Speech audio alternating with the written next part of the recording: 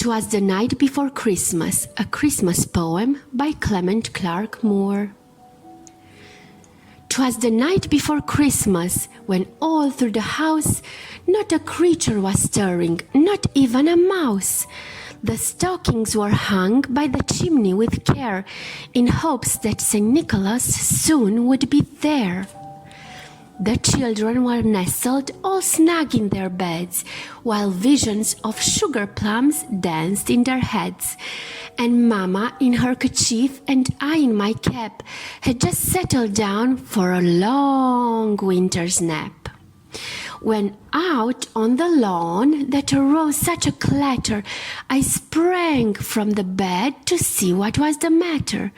Away to the window I flew like a flash, tore open the shutters and threw up the sash.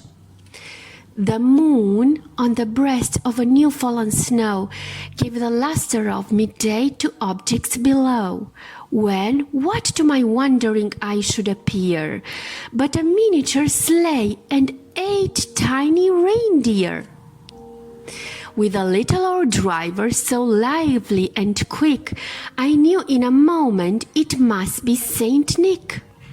More rapid than eagles his courses they came, and whistled and shouted and called them by name.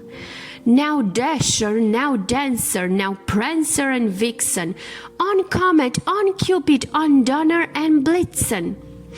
To the top of the porch, to the top of the wall, now dash away, dash away, dash away all.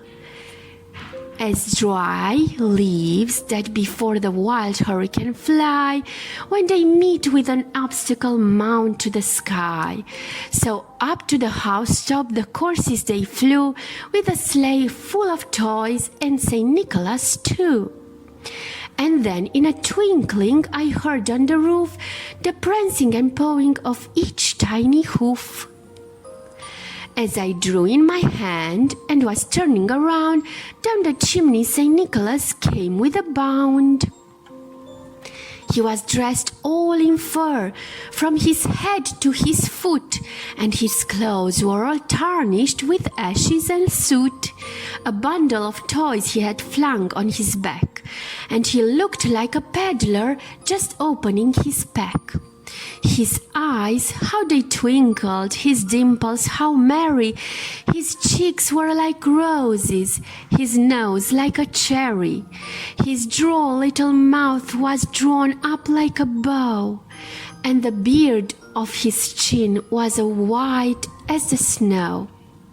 The stump of a pipe he held tied in his teeth, and the smoke it enriched his head like a wreath. He had a broad face and a little round belly that shook when he laughed like a bowl of jelly. He was chubby and plump, a right jolly old elf, and I laughed when I saw him in spite of myself. A wink of his eyes and a twist of his head soon gave me to know I had nothing to dread. He spoke not a word, but went straight to his work and filled all the stockings, then turned with a jerk, and laying his fingers aside of his nose and giving a nod, up the chimney he rose. He sprang to his sleigh, to his team gave a whistle, and away they all flew like the down of a thistle. But I heard him exclaim, ere he drove out of sight, "Merry Christmas to all, and to all a good night!"